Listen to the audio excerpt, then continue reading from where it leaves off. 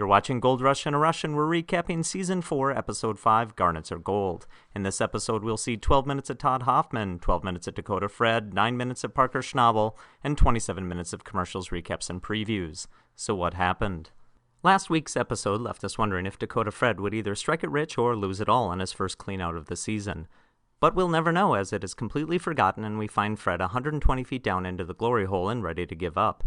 But this week, Dustin wants to keep digging. Fred gives Dustin a 2-day deadline to find bedrock, the bedrock they said they already found in the previous episode. 6 hours later, excavator Mike finds hard, jagged rocks, a distinctive sign of bedrock.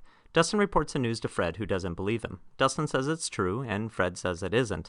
This goes back and forth for about 5 minutes before Fred decides to see for himself. The only way to know for sure is to lower the water pump even further and drain out the glory hole. But in the process, will the walls collapse? Will the excavator topple into the water? No, not with Dakota Fred at the controls. The pump is lowered, the excavator escapes, and before long they see bedrock. Finally, after 3 years, they finally found the bottom of the glory hole.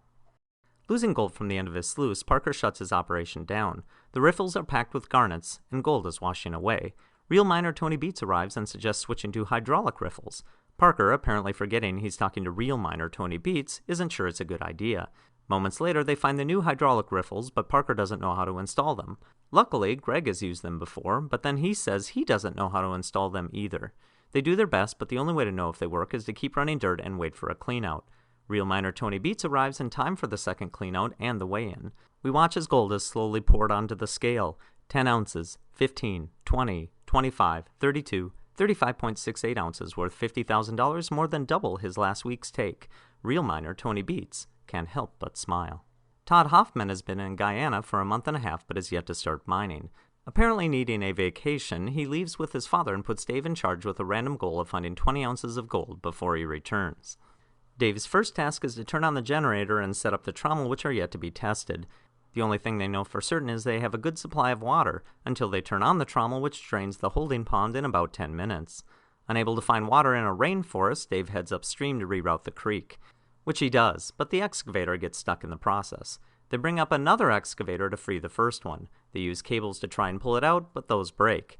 And then they inadvertently smash the arms of the excavators together, causing a hydraulic leak. 4 hours later, the excavator is freed, the wash plant is running, and Team Hoffman begins running their first pay dirt of the season.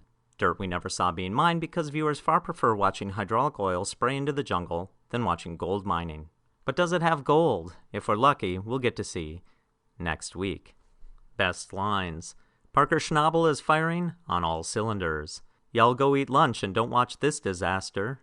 It's the most ridiculous soil I've ever been around. Catastrophic cave-in. Fred is extended out over the hole. Little Blue is back in business. Join us next week when we may find out where there is more gold, in Todd Hoffman's claim or Tony Beets' beard.